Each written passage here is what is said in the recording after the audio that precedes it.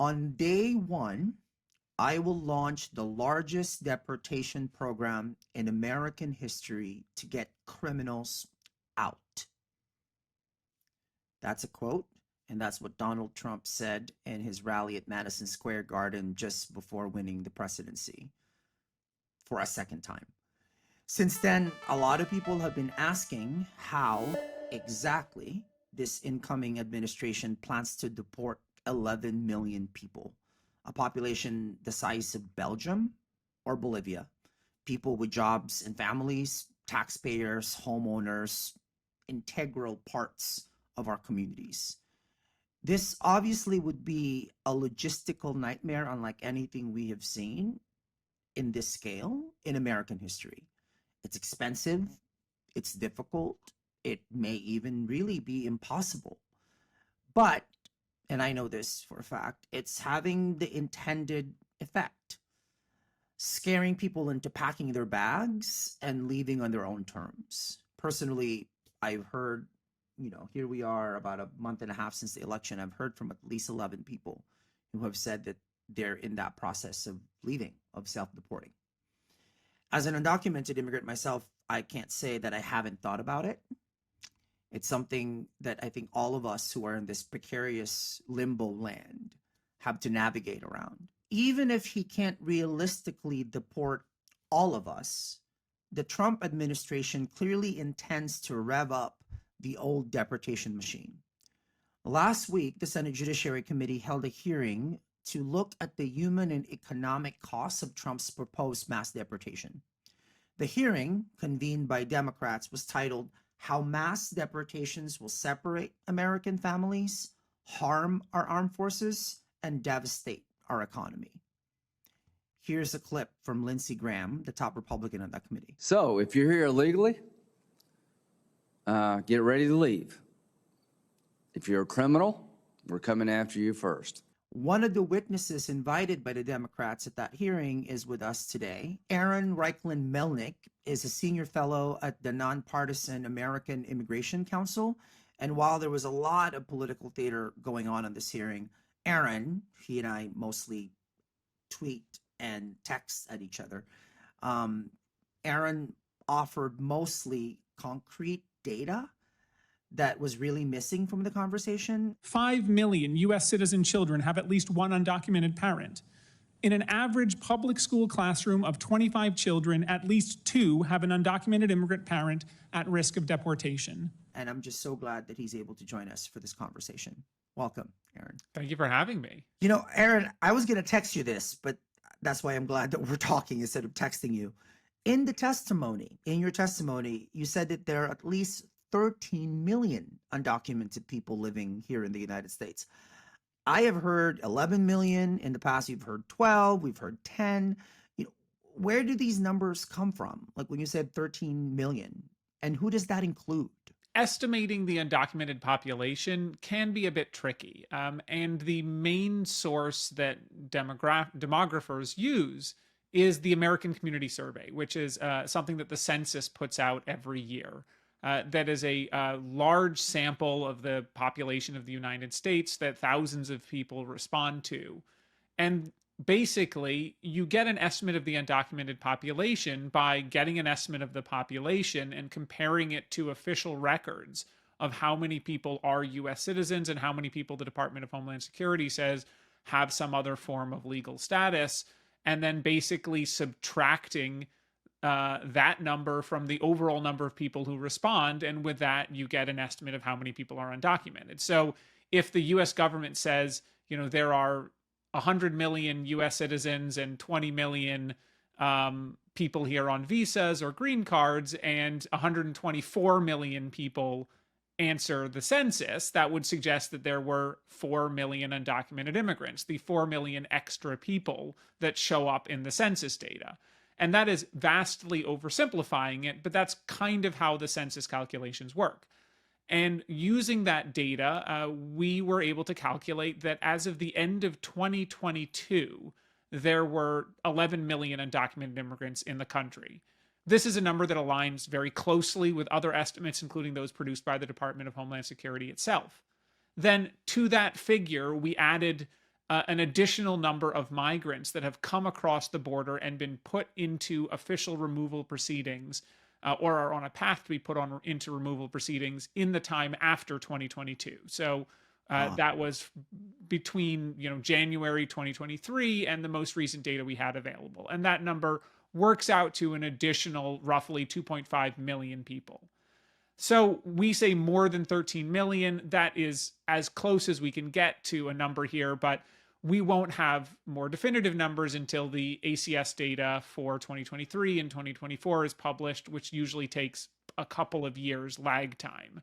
So we can't get exact, precise estimates using the ACS data for current numbers, and we have to sort of cobble together a couple of different sources and produce a number that is as close as we can get to accurate, while acknowledging, it's more than 13 million. Unclear whether that is 500,000 more, 1 million more, or potentially as much as 2 million more. It's probably not much more than that, though. By the way, as a data nerd, I really appreciated all of the numbers and all of the context. Your testimony was about 5 minutes long. The full testimony, if you're interested, you can Google it. It's searchable.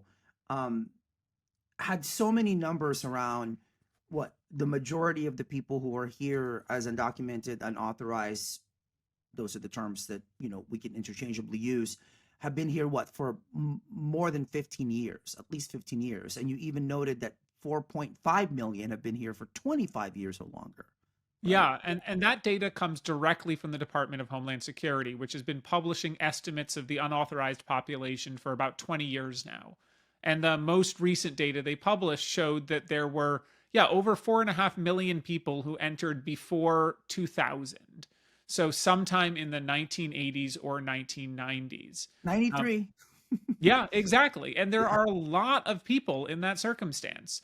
It is not the majority of the population, but that's about a third of the undocumented population at least has been here for 25 years or more, and a majority has been here for more than 15 years. Of course, because of the scale of migration in the last few years, the averages are going down because it's really heavily skewed by new arrivals. But that long-term population of millions of undocumented immigrants who have been here since the 80s, 90s, and 2000s, they're still here. And they are still a very significant majority portion of the undocumented population. When you say 80s, by the way, that would be post-Reagan amnesty. Right? Yeah, and of course the Reagan amnesty, I think, required you to have been here before 1983 to qualify. Yes. And so that would be anyone who entered after that date. So that is 7 years of the 1980s in which people who entered would not have been eligible for amnesty under Reagan. Can you paint a picture of, in terms of, so we know that many millions, including myself, have been here for 25 years or longer. What industries do we work in? Yeah, they work in every industry. I mean, here you are, you're a podcaster. That's not the image that the average American probably has of undocumented immigrants. But I was at that hearing also with Fode Toure, who is a prosecutor in Philadelphia, a law school graduate. We actually have published data in the testimony and elsewhere that suggests there's 1.7 million undocumented immigrants have college degrees, graduated from some institute of higher education. Hundreds of thousands are currently enrolled in higher ed. We think over 400,000 undocumented college students right now. So, of course, the undocumented population is concentrated. The undocumented workers are concentrated in what is colloquially known as lower skilled, but as we all know, sometimes require enormous amounts of skill to do kind of work like construction, agriculture, hospitality, manufacturing, transportation and warehouse work, things along those lines. But there are undocumented immigrants doing pretty much every job in the country, sometimes with work papers, sometimes without work papers. One of the most striking things, and I don't think I've ever seen this in a report of this scale, and of course this is including your testimony, is you actually stated undocumented entrepreneurs. Yeah, right? There are and we all know we all know people like that. There are many small business owners who are undocumented, who open small shops. It's also very common. One way to sort of deal with the challenges of being undocumented and working is to essentially start your own business and contract your labor, become an independent contractor.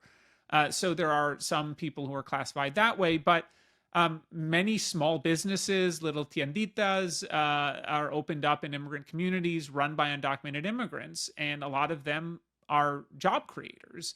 They will hire people who are themselves documented, even if the owner isn't. And that's one of the ways that we want to emphasize to people that undocumented immigrants are not just people who take, they produce and contribute and give back. And again, that's the comprehensive picture of this, right? So, Aaron, what exactly has Trump said he wants to do? Does he really want to deport all of us? Candidate Trump has been very imprecise on specifics, but there are a couple of broad themes. First off, he has repeatedly emphasized mass deportation operations. And who will be the target of those operations? That is something that he's kind of gone back and forth on. Sometimes he will say over and over it is criminals.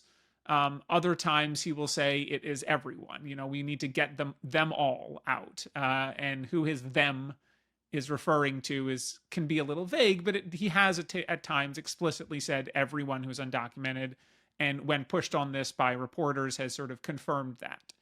So despite focusing heavily on so-called criminals, the campaign and surrogates for the campaign and now the transition team have been very clear that they do intend to try to deport every single undocumented immigrant in the country. I mean, even that term, criminal, right? Like, being in this country illegally is a civil offense and not a criminal one. Why do you think the term, like someone like me, for example, who is here illegally without authorization from the government, I haven't committed a crime. Like, I'm not a quote unquote criminal. Why is that stuck in the way that it has, that term? Well, there are many people who don't understand the law. There is widespread misinformation about what you just said. Of course, being undocumented is not a crime currently. There is no U.S. law that says being here in violation of immigration law is a criminal act that you can be sent to jail or prison for. It is a civil violation of immigration law, which has a punishment, but the punishment is deportation. It's not being sentenced to jail for committing a crime. And that's a very important distinction. If being undocumented was a crime, then every person arrested by ICE would be entitled to a lawyer and to all the full rights under the Constitution for defending themselves in court. It's not, and they don't get that. There's no right to government provided counsel at all. So that said, there has been a decades long effort to associate undocumented immigrants with crime, dating all the way back to the 1980s and the war on crime, and the ways in which immigration law has been targeted at people with any sort of interaction with the criminal justice system for many, many years.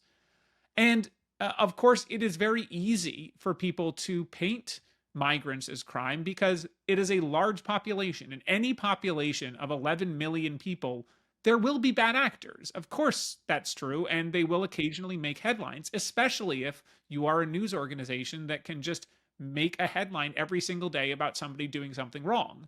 Of course, you could do this for any group. You could run a story about men committing crime or women committing crime or white people committing crime or black people committing crime every single day. Breitbart used to have a black crime vertical on their website. I remember that. Yes. Yeah, and so it is, if you are trying to demonize a specific group, you can do so very easily by pointing to the bad acts of individual people within that group, and any group of large enough size will contain some bad actors. But they are not the majority at all, not even close. The Migration Policy Institute estimated about 8 years ago that there were 820,000 undocumented immigrants that had any kind of criminal conviction whatsoever. And that was at a time when the population was around 11 million. So that was less than 1 in 10, according to their estimates, had any conviction whatsoever. And even when we talk about having convictions, if we look at ICE data on, convictions of people that they arrest, the top two conviction types are traffic offenses and immigration offenses. So people who were arrested previously and convicted for crossing the border illegally. And the actual violent offenses, serious offenses, are an even smaller portion of that. We were talking less than 2.5% of the undocumented population, if that. You were just saying traffic violations. You mean people driving without licenses? Yeah, often driving without licenses, or it could even be like reckless driving, speeding, anything that gets you on the radar. In Virginia, for instance, it is a crime to drive more than 20 miles over the speed limit. So if you're going 85 in a 65, which many people do, if you've ever driven on roads in Virginia, that's technically committing a crime. So if an undocumented immigrant got pulled over in that circumstance, they could be charged with reckless driving. Their fingerprints show up on the record, but they wouldn't be, I would argue that doesn't make them a criminal in the sense that most people think of, considering that they were doing what many, many people do every single day on I-95. Well, what we're describing right now, though, just this context that we've just provided here for the past few seconds, is immigrants are just like everybody else. Right? Yeah, So- immigrants are people with all their flaws and benefits.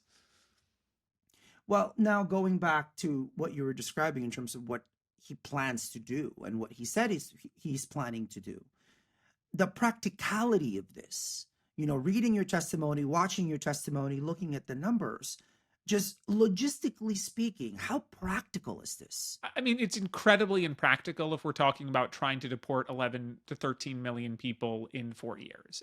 Even especially when you start throwing around the numbers, the false numbers they claim, like 20 to 25 million. That is a staggering amount of people. That's, if you go with their 25 million figure, that's more than 4% of the US population. It's just under 4% if you look at like around 11 to 13 million. So that's like 1 in every 27 people in the country. And in some states, that's as high as 1 in every 20 people. And you cannot round up that scale of people in 4 years and deport them without essentially transforming the nation into a police state. And I'm not saying I'm not the kind of person who thinks that, that can't happen here, but it's probably not going to happen here in the next 4 years, at the very least, because just the scale of resources involved to do something like that would be so far outside anything this country has ever done. And in fact, probably any country has ever done in a short period of time. What is the historical parallel here? I mean, there was Operation Wetback in the 50s, right? Horrible part of our history. And I'm just thinking through, like, has there an effort of this magnitude, not only from a sitting president, but with an entire media ecosystem behind it? Honestly, the most recent historical parallel is probably what happened in the Dominican Republic about a decade ago, when their Supreme Court essentially overturned their version of birthright citizenship and stripped thousands of Haitians born in the country of their citizenship. And the Dominican Republic has since then massively ramped up deportations of Haitians, shut their border, militarized it for people fleeing the ongoing state collapse in Haiti, and had really scapegoated a lot of Black Haitian migrants. And there, so that is a situation where we have seen a nation in the Western Hemisphere really aggressively move to expel people, even their children, who they believed were either undocumented or shouldn't be allowed to be citizens. Of course, that is to collapse a very large amount of history between the two nations, much of which has been, there's been extensive animosity. Even in the 20th century, there's been, atrocities and carried out. And so, I don't want to get too much into national history, but that is an example that's happened in the Western Hemisphere, but crucially at a scale massively smaller than what would be required to carry out here in the US. Thanks for that reminder. As you were outlining what happened in the Dominican Republic, the racialized aspect of that as well can't be understated. And I think that what does that tell us in terms of what happened in that? And again, smaller scale, but also given the population we're talking about here. Yeah, I think it tells us the dangers of dehumanizing migrants and their children and entire communities in general, sort of failing to see them as full people.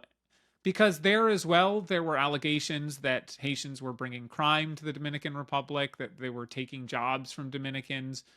So we see some of these trends can be exported elsewhere and used in other similar circumstances. And these tropes are often used around the world against migrant groups, even when we consider the fact that many of those groups have been here for generations, have put down roots, are, the founders of some of these communities.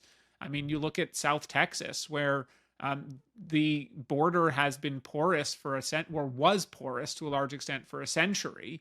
And then only in the last 20 years was there really an effort to like lock the border down and prevent people from crossing. And that meant that there were communities, millions of people in Texas who had been there for decades. Their families had maybe gotten status under Reagan, and you have mixed status families being the norm in a lot of communities there.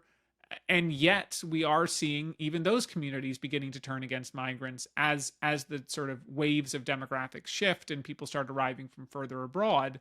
And people are buying into these very flat representations of who is coming across the border and who's here. By the way, I mean, I think that that concept of flat representation, how much of that would you attribute, by the way, to how the media, how, and I'm not even sure if the word mainstream is applicable anymore. How would you characterize the media's coverage in these past few weeks of what Trump is planning on doing? Acknowledging that the media as a phrase is, somewhat, exactly, air quotes, the media, it isn't exactly a fair thing considering how a lot of networks approach things differently. But I would say there are some general trends which are very frustrating. One is letting the Trump campaign and Trump himself get away with talking about mass deportations without talking through what those meant in practice, without explaining to people what exactly that means. And I think that's something that they could have been doing since the RNC, since mass deportation now signs were being passed out at the nominating convention. And then the other is a sort of widespread ways in which the media is conflating the issue of recent migration that has occurred really in the last few years, and to some extent before that under the Obama and Trump administrations, of Central American families seeking asylum, with the undocumented population that has been here for so long, that is in many ways is a different demographic profile, came in a different time in U.S. border management, and really has different equities necessarily than people who've only got here in the last few years. And they have been collapsed together into one sort of amorphous population that's going to be the target of these mass deportations, without as much pushback in the media to sort of acknowledge that there are a lot of complexities here and a lot of nuance that needs to be passed along. But as you and I know, nuance doesn't succeed very well in soundbite media. You're absolutely right, by the way, that, during the Republican National Convention, when those mass deportation signs were being passed around, all I kept thinking about, I grew up in California, I'm in California right now, is what happens in a state like Texas, right? Where you have 1.8 million people who are undocumented that we know of. We were just in Houston. Texas just last week. Was that just last week? And we were interviewing an elected official who in his district said to us that 1 out of 3 people in his district is undocumented. Throughout the state of Texas, it's also concentrated in a number of very key industries that are helping that state. So in construction, half of all construction workers in Texas are undocumented. Half. Yeah. And that's the industry that is making people, building people the new houses that they are complaining the immigrants are taking. Half of those people are undocumented. And to your point, when the RNC was happening and those signs were being passed around, your observation that we in the media we just ran with the headline, and we printed those photos, passed them around. It was everywhere. And yet we didn't really get a sense of this is what it would cost us, right? And mind you, not only cost, of course, immigrants and the families themselves, but they're part of the community, right? Like, you can't think of what is the actual community costs of this. And I want to go to that now, Aaron, like, because you all at the American Immigration Council, you probably have provided the most widespread cited cost analysis of this. Can you break that down for us? Yeah, well, back in October, we published a report on mass deportations that looked at the fiscal and economic impacts of a mass deportation policy. So, what it would cost the US government to actually carry out deportations of the entire population, and how would that impact the economy.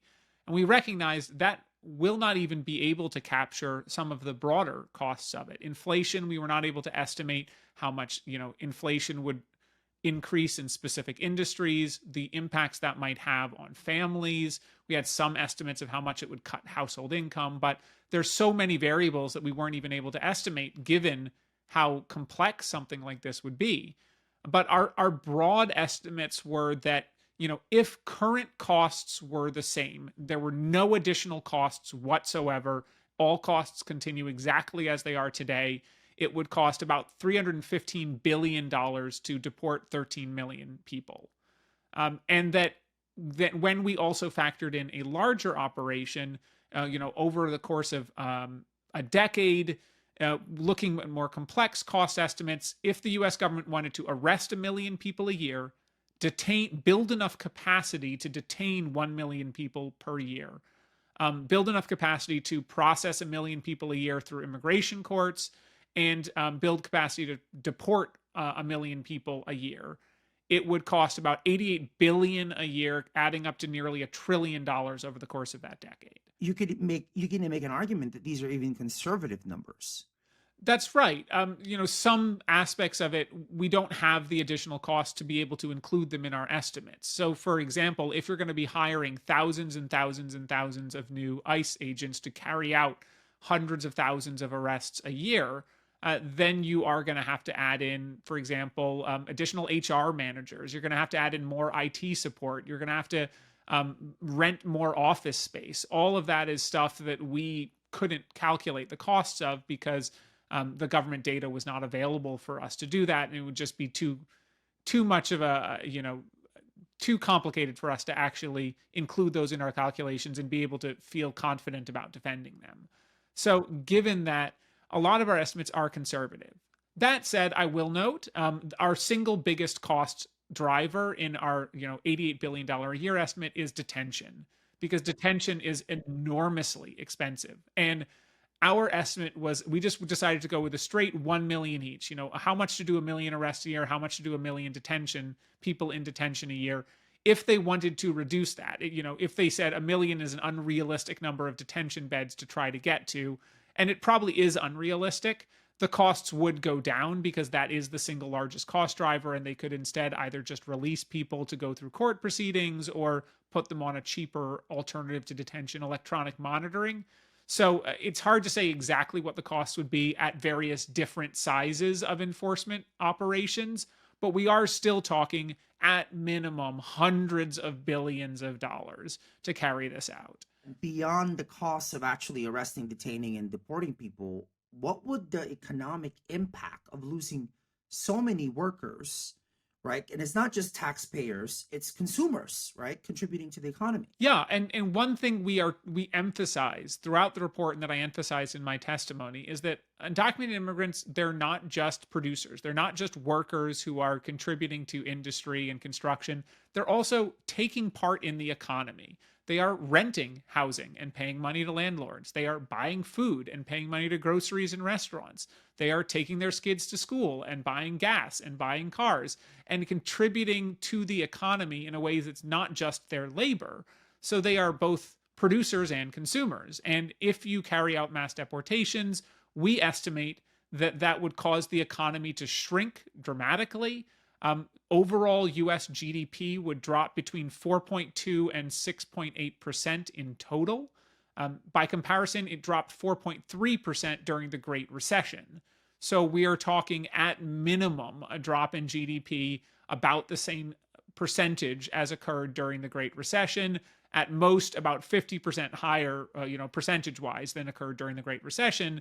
And when the economy shrinks, jobs go away, even jobs that are held entirely by US citizens and in which undocumented immigrants aren't necessarily part of the workforce, just because when the economy shrinks, there are just fewer jobs to go around, period.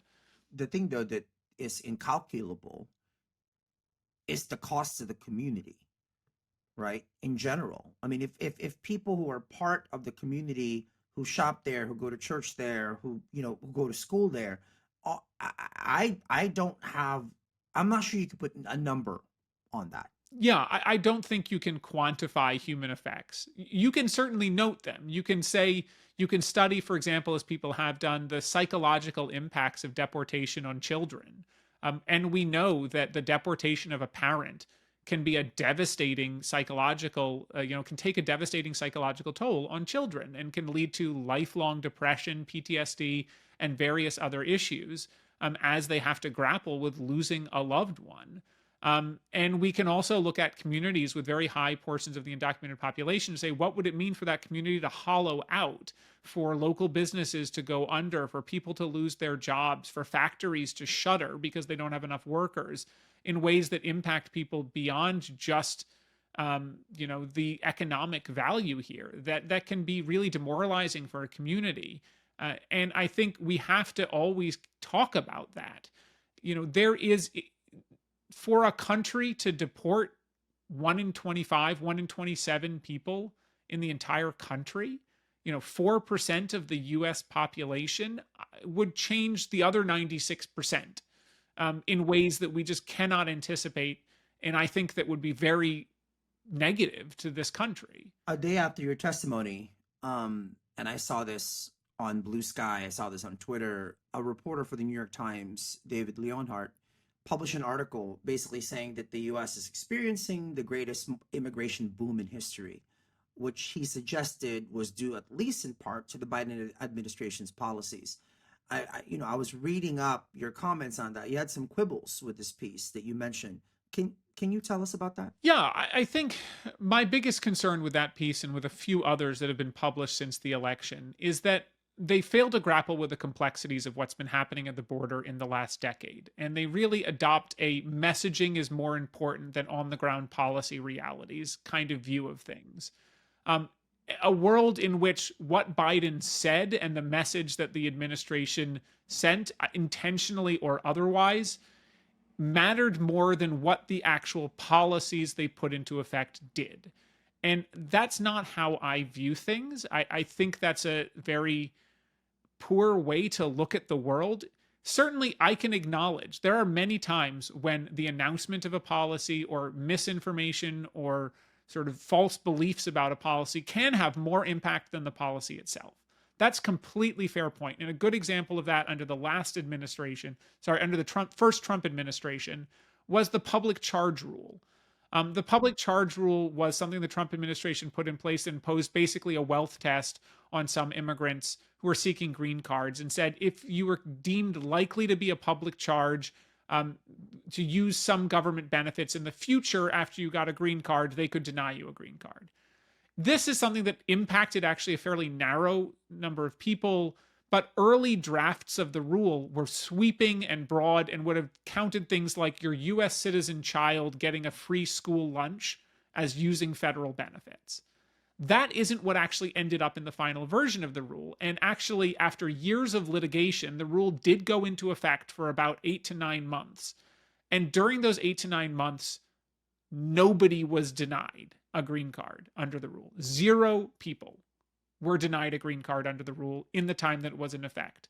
And yet, the policy had an enormous chilling effect. And even during the COVID pandemic, there were people who were legally eligible for vaccines, free vaccines, and were not getting them because they were worried that it would put them on some kind of list to be denied a benefit in the future. So I want to acknowledge that messaging can actually have a very significant impact. But when you look at what the Biden administration actually did, the policies that they put into effect, the legal things that they did, there is no good argument that their policies were a primary driver of migration to the border. That is to erase the impact of years of pent up demand, after the Trump administration's crackdown, of the ways COVID destabilized the Western Hemisphere, made a lot of Venezuelan migrants who were already precarious in countries like Colombia and Peru and Ecuador, where it sort of forced them to leave again and seek better futures.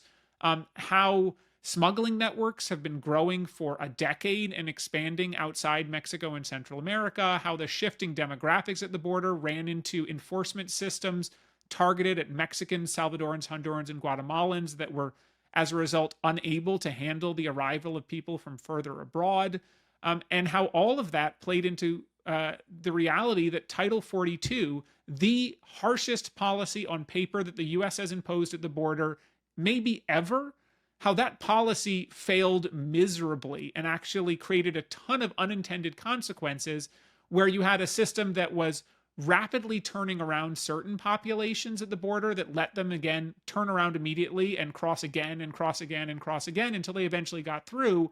Whereas there was a whole other group of population that was crossing the border, couldn't be expelled, and basically had to be let into the country because there was an ongoing pandemic and you couldn't put a bunch of families and children into crowded detention centers, which would have been hotbeds for the coronavirus, and have any kind of safe processing going on. And all of that complexity is lost when you have people saying, well, it's really just about how the messaging went. I don't even want to go to the fact that there's the Daily Wire, Newsmax, there's all these, a media ecosystem built to get all of the anti-immigrant talking points out there, right?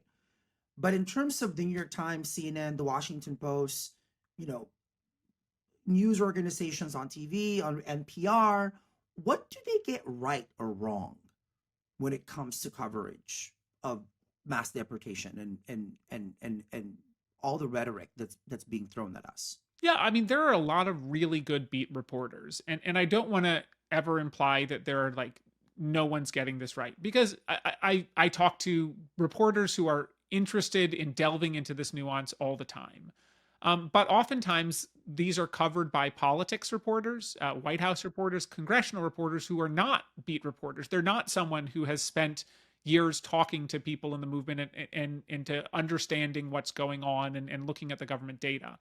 And there you do fall into this very high level view of the system that often ignores the ways in which the system doesn't function as it's written down on paper.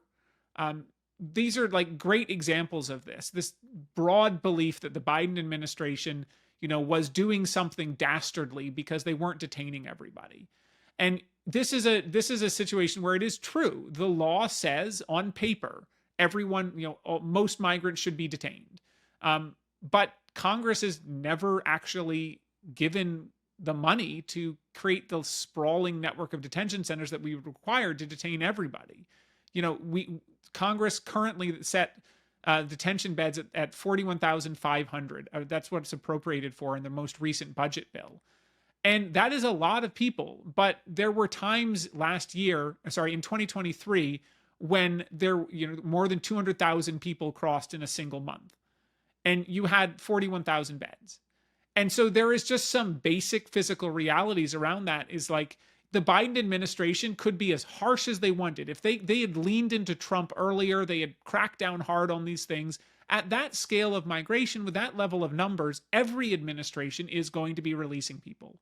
And nobody went to the Trump administration in 2019, when 130,000 people crossed in May 2019, and said, why have you opened the borders? Why are you releasing people? Isn't this your catch and release policy?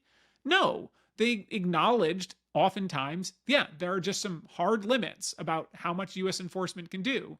And the media sort of ascribes motivation, and a lot of times ascribed motivation to the Biden administration here and said they're releasing people on purpose, or these are policies, when they understood that when it was happening under Trump, it wasn't Trump's policy. It was reality. It was acknowledging that there are just some things that happen because the system isn't functioning as designed, but the system has never been allowed to function as designed. And so therefore, like, there is just hard limits on what the US can do. Great discourse around this is on the idea of a president closing the border, as if the US Mexico border has not been closed for a century. It's just that, US presidents have been trying to stop people from crossing the border irregularly, really in earnest, since the 1970s. And periodically before that, in the 1930s and the 1950s, and also at some point in the 1910s. But like, the US government has been engaged in large scale operations to make it harder for people to cross the border for 50 plus years now. So the idea that a president can come into office and just like shut the border with the stroke of a pen is ridiculous. And yet that is the debate that was being had on the major networks and the politics side of things, because they weren't really talking to their beat reporters and saying, wait, what does this actually mean? Well, if they had beat reporters, this is something I need to fact check, but I just learned from a journalist at Politico that Politico does not have a full-time immigration reporter.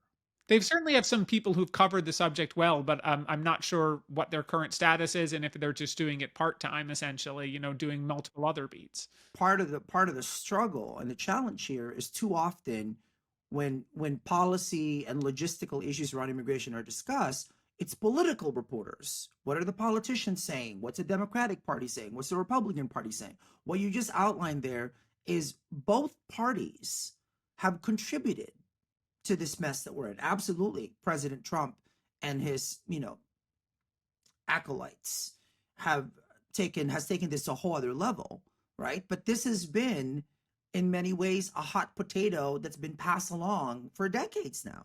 Yeah, and that's in many ways the thing that frustrates me the most, is the ways in which a lot of the modern discourse ignores that these are longstanding issues.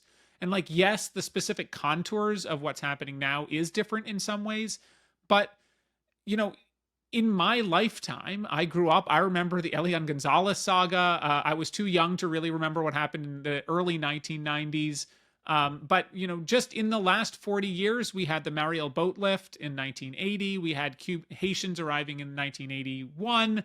We had Cubans and Haitians arriving in the 1990s. We've had periodic, refugee crises at the border in some ways, at multiple times, about every single decade over the last 40 years, under Republican and Democratic administrations alike. And yet in the last few years, a lot of media kind of acted like we were trotting on virgin soil. I want to talk a little bit, because you and I have a shared experience. As I was watching your testimony on YouTube, I was reminded that I actually testified in front of the very same committee, the Senate Judiciary Committee. Thank you, Chairman Lay, Ranking Member Grassley, and distinguished members of this committee. I come to you as one of our country's 11 million undocumented immigrants. Many of us Americans at heart, but without the right papers to show for it. This was in 2012. It was quite nerve-wracking, I have to say, testifying in front of the committee. And I remember Ted Cruz. I prepped for the hearing because I was sure, especially with Ted Cruz, Senator Ted Cruz from Texas sitting there, that I was going to get a bunch of questions from people. To my surprise, I gave my testimony and no question. There was one question from Jeff Sessions, who asked me if I believed something along the lines, if a country has a right to defend its borders. And my answer was yes. A country has a right to define and defend its borders. That was it. Yes. That was the only question I got. And there I prepared. So take me back to your experience of testifying. Again, just remembering the title of this hearing, and it was convened by Democrats, was How Mass Deportations Will Separate American Families, Harm Our Armed Forces, and Devastate Our Economy. What was the experience like for you? Well, I did not get many questions about that from the Republican members. I got a lot of questions about that from the Democratic members. And Some of the questions I got were about unrelated tweets from years earlier, in an effort to sort of have me be the person in the firing line there, because oftentimes these hearings are really just about getting clips. I think there is a lot of value in hearings and a value of getting your message out there and helping try to explain to senators and the public some of these complex issues. But the reality is that most congressional hearings are run for the cameras, and they are in some ways bits of theater. There are US senators coming in here to personally attack me for something I wrote 2 years ago on Twitter. They've never heard of me. They don't know who I am. They've read my testimony, potentially, maybe not even. Their staffer read it. And, this is on both sides of the aisle, obviously. This is how US senators prep for things like this. But it's frustrating because the way hearings are run, you don't have an opportunity to actually engage in any kind of good faith, real questioning. Senators get 5 minutes to ask questions. 5 minutes is nothing. That is not enough time to have a substantive back and forth, if you want to have a good faith discussion of these issues. And given that reality, you had multiple senators just use their entire 5 minutes to give a speech. Ted Cruz, used almost his entire time to put up a chart with false statistics about people with criminal records in the United States who are on ICE's non-detained docket, got the data badly wrong, didn't ask any questions about it, just, put forward a series of provably, demonstrably false claims about some data points on people on ICE's non-detained docket, and that was it. Didn't ask any questions. And I would have been happy to walk through what the data he was presenting meant, but that wasn't what the purpose of that was for. And so I go into these hearings with the knowledge that I don't take these things personally. If somebody comes after me, it's not because they don't disagree with me. It's because it's for the cameras. And, it makes sense in the broader DC context, which is very frustrating because you have those of us who are trying to get people to understand the reality of things and also understanding that we are operating in a system. I think those who described it as kayfabe, wrestling in that context of everyone's playing a character.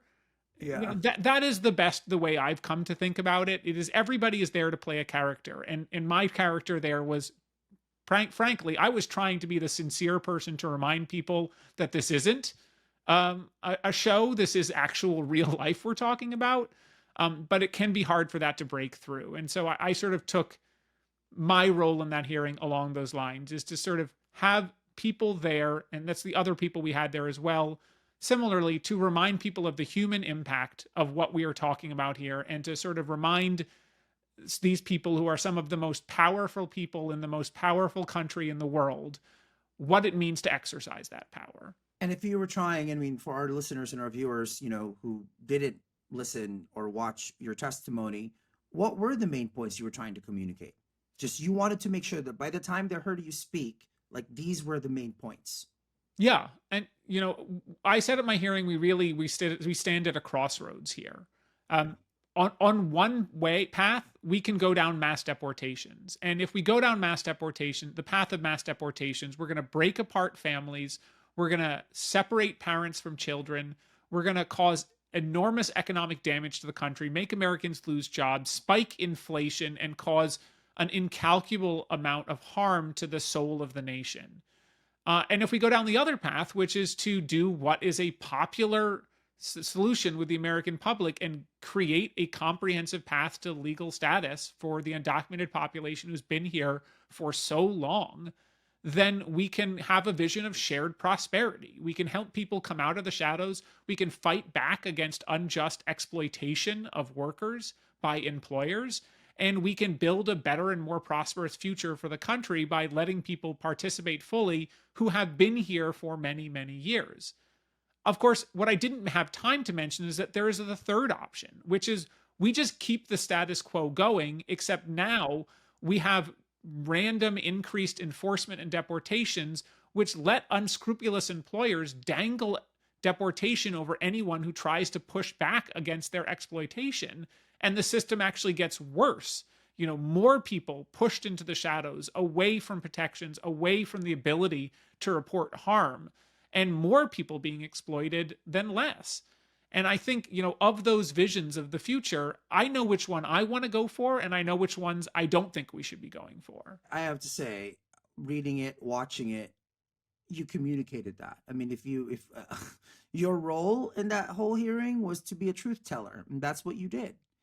And I'm curious, Aaron, how did you get into this work? I have always been interested in immigration, my own family's story. My grandfather, who is 100 now and still doing really well and wonderful, was born in 1924. His mother came over as a baby. And so he still thinks of himself as first or second generation, depending on how you define the terms, as the child of immigrants himself. And growing up, I always identified very closely with that immigrant heritage. And also, I like learning about other people. I like other cultures. I like finding out how people think, different foods, different cultures, different ways of belief and understanding, and the sort of rich tapestry of humanity. So that on a personal level always appealed to me. Then, in college, I interned at my local senator's office and my local member of Congress's office. And this was in 2007. There was a major push for the DREAM Act going on at the time. And simultaneously, I got randomly assigned to work on immigration constituent affairs.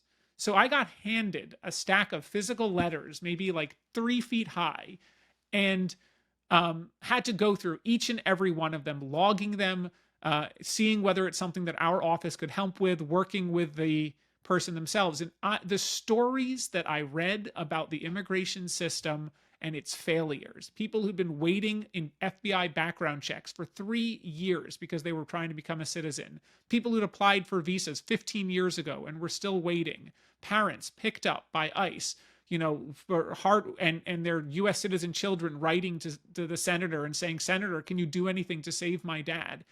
All of these things were a massive education for me and helped me understand why the system is so, how the system is so broken, and how that impacts people's everyday life. And so that sort of gave me a lifelong vision and desire to sort of work to improve the system. Then in law school, I worked at the asylum law clinic. I learned some substantive immigration law, and out of law school, I was very fortunate to get a job doing direct service removal defense in New York City for a couple of years at the Legal Aid Society, defending people that the government was attempting to deport and who couldn't afford lawyers of their own.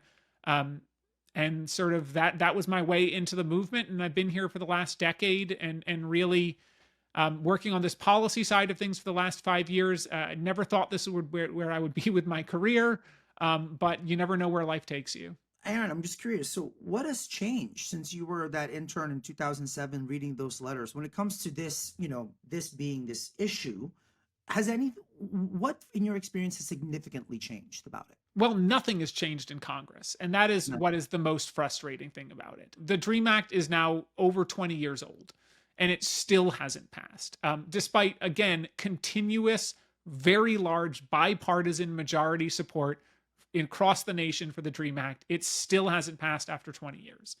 But beyond that, of course, the dynamics have changed. After 2007, migration across the border plummeted, in part due to the Great Recession, in part due to massive increases in border enforcement by the Bush administration and then later by the Obama administration. We went through, of course, the period around 2012 where the Obama administration changed, got DACA passed. It really did seem like we were turning the corner on the 1990s and 1980s and the very harsh anti-immigrant rhetoric. Then Trump got elected and things shifted. And today I see xenophobia, anti-immigrant behavior, and sort of general frustration with migration at the highest levels it's been in many, many years, really since I was a small child in the early 1990s. And so we are back in some ways to these anti-immigrant tropes we've had before. So some of those are nothing new. We've been through periods like this in US history, and others are really very different. President Trump is going to inherit an immigration enforcement apparatus at a level of power and depth of resources and infrastructure that is really unheard of and unprecedented in US history, where we have diplomatic deals with Mexico, the world's borders are hardening, and countries have come together to try to stop migrants from moving, and where the asylum system, the basic concept that people should be able to seek protection, is under threat in ways that it hasn't been really in generations.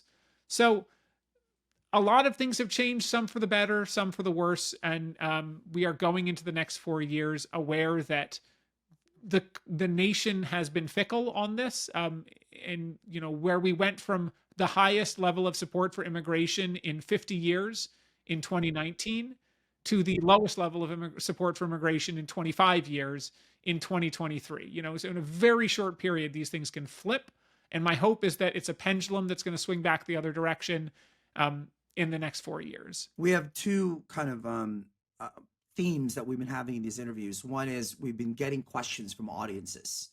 And so I'm going to throw a question for you. And this is something that we got actually when we first started getting some questions from people on Instagram and LinkedIn and Facebook. I'm scared for my family. Is there really a mass deportation happening in the future? What would you say to that person? I would say, it depends on your individual circumstances. All of this is going to depend on that. We aren't going to see 11 million people rounded up in 4 years. I think that is incredibly unrealistic. But the question of mass deportations is really how far are they going to go and how fast. The biggest fear is to be someone who has a deportation order already entered against them. Those people can be picked up very quickly and deported very quickly. Then the next is basically anyone with any interaction with the criminal justice system, and anyone who's just near those people. If you live in a house with somebody with a criminal record, it is quite possible that they're going to come by and question everybody in the house and arrest everybody there who doesn't have status.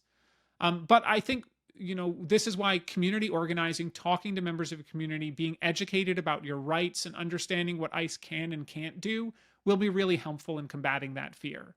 Because they are not going to round up everybody, but they are going to increase enforcement. And where that plays out and against who remains to be seen. Aaron, as I was reading and then watching your testimony, I was reminded by this book, A Nation of Immigrants. And we end our interview segments with words either by an immigrant or written about immigrants. And this one is from this book, JFK's A Nation of Immigrants. And this book was published actually after JFK was assassinated. And his brothers, Robert Kennedy and Ted Kennedy, both helped kind of put this into print. And Ted Kennedy, who previously chaired the Senate Judiciary Committee, which Aaron and I both testified in front of, actually wrote the foreword to this. And in the beginning of this book, Ted Kennedy wrote that immigration is not merely about borders and walls. Immigration, he wrote, is in our blood, part of our founding story. Immigration is about our future. Immigration is about all of us. And in your work and in your testimony, that is what you've shown us. So thank you, Aaron, so much for your work, and thank you for joining us today. Thank you so much for having me.